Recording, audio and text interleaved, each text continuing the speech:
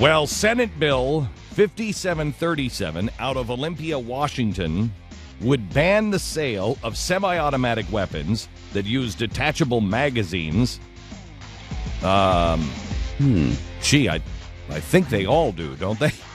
I mean, seriously, is there an assault rifle that doesn't use the detachable magazines? I mean, it's either that or you just loaded one by one, or you have like what they had in World War II movies where the bullets load in off of a cable. Yeah, the belt feeder. Yeah, belt feeder. I don't think.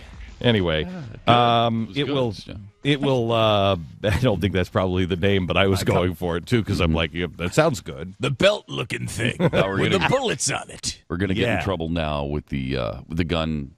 Yeah. The gun advocates, the ones who are really... Oh, and also we'll probably get in trouble with the left because they'll say, wasn't that like, we don't need those stinging bullets. And so they'll say we're making fun of, illegal aliens. Because all the illegal aliens. No, they all come across with those cross belt things with the bullets. Sure. And they're like, we don't need those stinging passports. Mm-hmm. That's what I heard. Interesting history lesson there. Yeah. Thank you. Well, that's the kind of stuff you get here. All right. So anyway, it would ban the use of a semi-automatic that uses the detachable magazine and magazines that contain more than 10 rounds. But here's the best part of it. In order to continue to possess an assault weapon that was legally possessed on the effective date of this section, the person possessing shall safely and securely store the assault weapon, and the sheriff of the county may, but no more than once per year, conduct an inspection of the house. I think I'm for that. I don't think the Constitution is for that. I don't think so. I'm pretty sure that I'm not having the sheriff come over to my house to inspect my guns and my house and to search to make sure I don't have any other illegal weapons. I don't think I'm for that. It seems like there's a search and seizure thing somewhere in a document in a probable cause sort of issue. It seems like that's in the back of my mind. I don't know where that comes from. I think it was a movie. Was it? Yeah. Okay, so Seattle trial lawyer Lance Palmer, Seattle trial lawyer, says to the Seattle Times, they always say we'll never go house to house to take your guns. But when you see this, you have to wonder. Now listen to this. Yeah, this is a liberal Democrat. Well, you just sorry. I'm You're getting to that, weren't you? I thought you missed that part. No, I'm a liberal Democrat. I've only voted for one Republican in my life, but now I understand why my right-wing opponents worry about having to fight a government takeover. Thank you. This is the type of radical bill that drives people into the arms of the NRA. Now, here's what here's my favorite part. Adam Klein, a Democrat from Seattle, a state senator in Washington, told the Seattle Times that he didn't properly vet the bill prior to jumping on board. He claims, now he co-sponsored this bill, he claims he didn't realize the bill authorized police searches. I made a mistake. I should have vetted this more closely. Senator Ed Murray, Democrat from Seattle, also blasted the search provision written in this bill, saying it's likely unconstitutional. Yeah, I have to admit it shouldn't be in there. Thank you. If he's admitting it, thank you. Wow, that's fantastic. I love that. Wow, that tells you a lot too about just about every bill that's been passed in the past 4 years because nobody reads them. They don't know what's in them. And if anybody says that they're not coming to take your guns, look at this. You have the bill in Missouri. We'll have an update for you tonight on television on that. We have a bill in Missouri where we're saying basically the same things, that you're going to get rid of all of them, and if you're caught with them, it becomes a felony. Now you have it in Washington State. I mean, have you tried to buy bullets lately?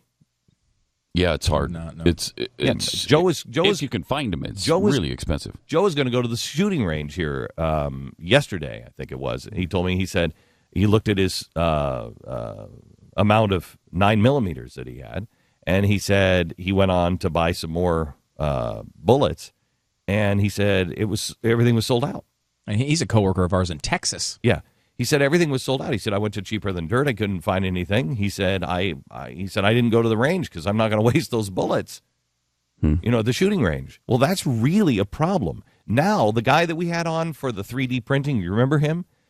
He was a 3D printer of the gun. Yeah. And he was kind of a spooky guy. You're like, I'm not really sure you're a friend. And he claimed to be a friend, but he seemed kind of like an Occupy Wall Street kind of guy.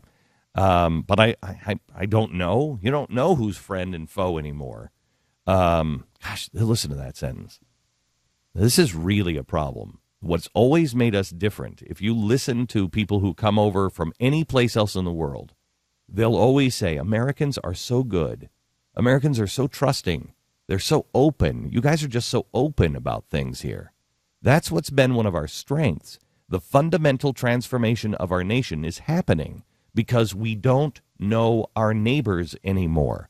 We don't know who our friends are anymore. We don't trust each other. And you're getting to the point, I'm telling you, by the time this man leaves office, you will have people spying and turning their neighbors in. You will have it.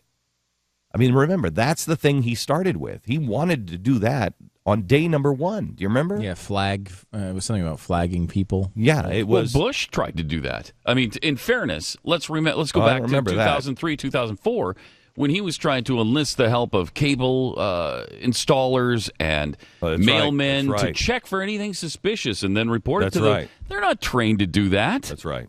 Remember those days? Yeah, I forgot about that.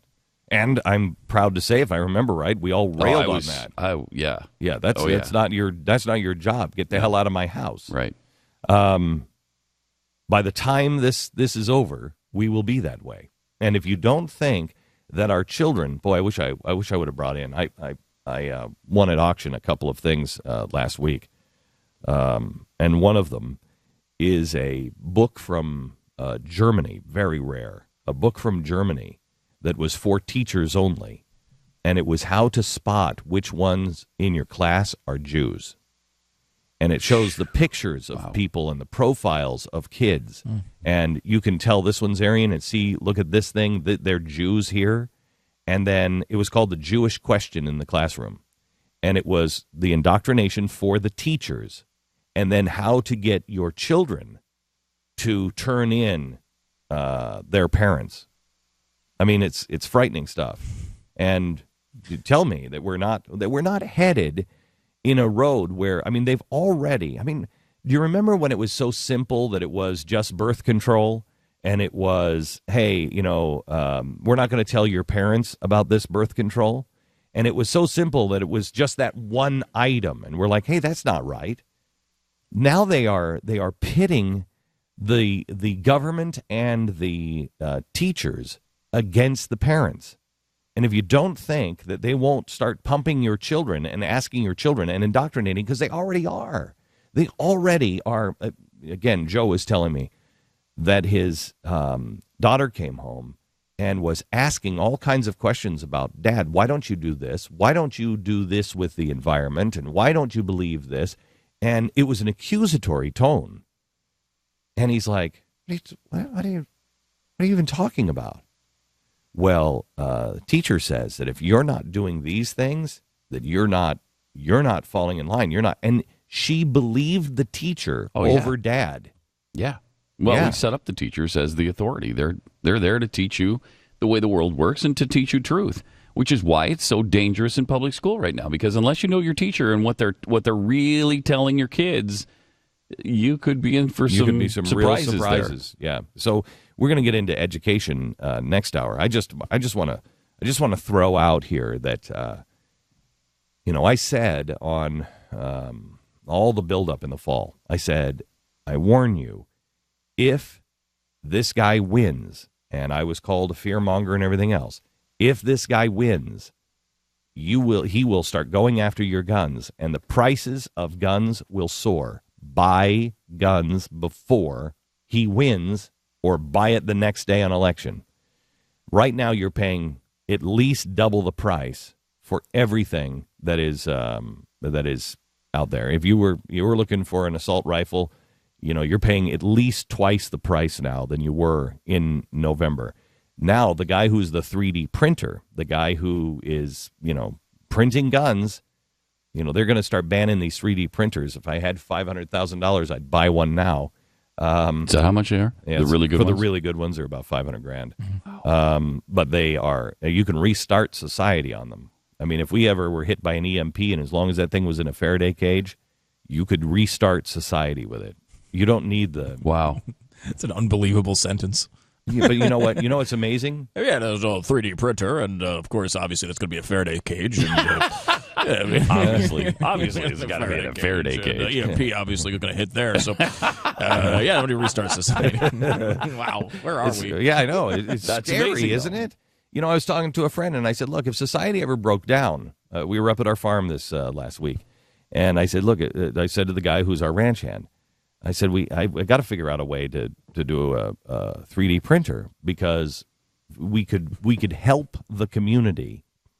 Because a blacksmith, he said, we're waiting for parts for this and everything else. I said, think of this. If times really get tough, how are you going to get parts for your tractor? How are we going to get parts for your truck? How are you going to do these? A 3D printer. Otherwise, you have to wait. But if you get a 3D printer, you could copy any part that you might need. I'm not talking about guns. I'm talking about just food. How can we get the tractor to go again? Yeah, tractor parts or whatever, right? Yeah, it'll make anything. So anyway, the guy from the 3D printer, he was in the news today, and he's saying, don't ban 3D printers or don't regulate 3D printers to solve the problem. Regulate gunpowder. Now, if you haven't gone out, think of this. If you haven't gone out, and if you're a hunter, or you just believe in the Second Amendment, if you haven't gotten, I don't even know what they're called. I just have one, the bullet making things, where you can go. And so I pick up my brass after I go and I'm at the range. I pick up all the brass and we make new bullets. If you haven't done that, you should. I was with you, Pat, right before Christmas, and we were in a store, and he bought a new gun, and I said to the guys, I said, let's get some primers. And we were walking in. The guy it was at Cabela's, and the guy from Cabela's said, "Oh, you know what? We got plenty of primers. We don't have to worry about that." And the store was stocked with them. You can't get them now. You can't get them now. Yeah, well, the same was true just a few days before that about AR-15s, and they were completely sold out of those too. And it would then suggest just at that the last moment got a new shipment. I would suggest that gunpowder is going to become scarce, as are all the parts. So the gun guy,